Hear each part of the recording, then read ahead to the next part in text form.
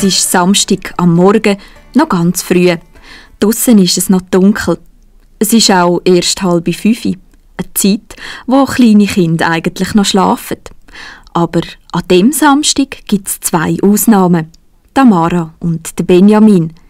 Die 2 dürfen nämlich mit ihren Vätern auf einen Bauernhof schauen, was dort so alles läuft.